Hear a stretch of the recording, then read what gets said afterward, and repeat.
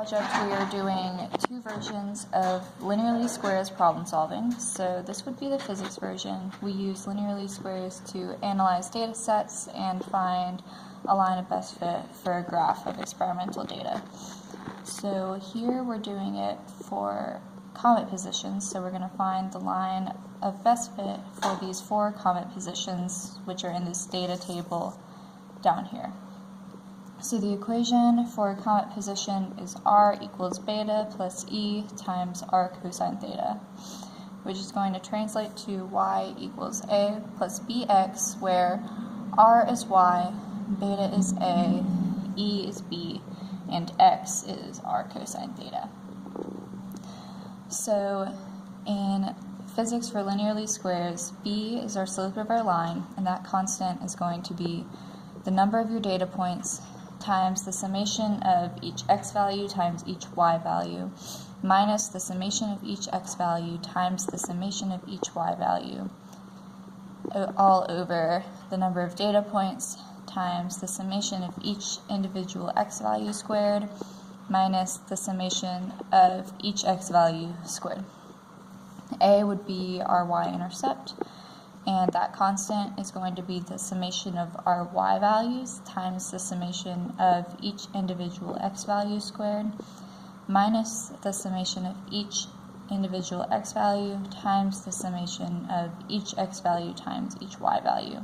And that's going to be over the number of our data points times the summation of each x value squared minus the summation of each x value squared. So here we have a data table of theta, r, and then r cosine theta, which we've calculated. So r is going to be our y values, and r cosine theta would be our x values.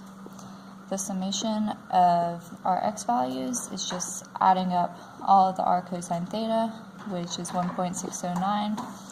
The summation of our x values times our y value is each x value times each corresponding y value, and that's 7.311.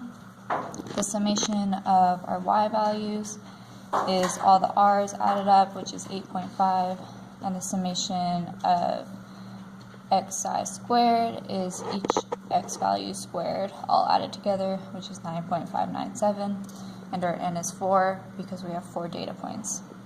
So here we can see that A is going to equal 2.42, and B is going to equal 0.541. So that gives us a line of best fit of r equals 2.42 plus 0.541 times r cosine theta.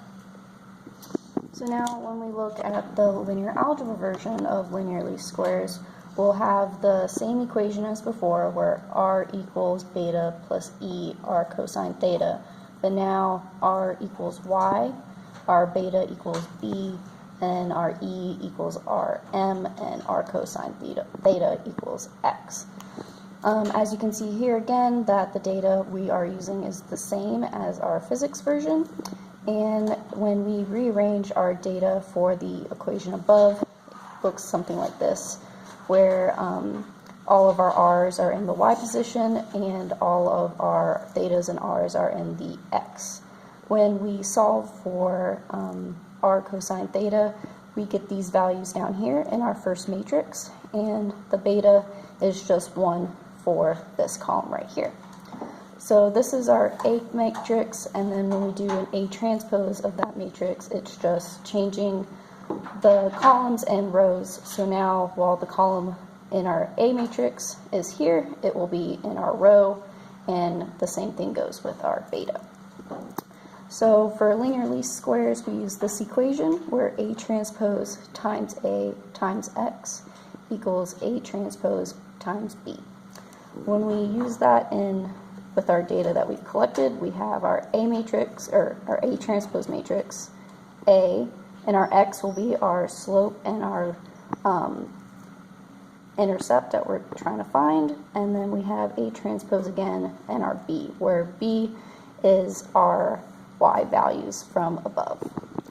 Once we solve for A transpose times A and our A transpose times B, we can augment and row reduce for our slope and our y-intercept. which is 0.44 for slope and 1.95 for our intercept, which gives us an equation of r equals 1.95 plus 0.44 times our r cosine theta.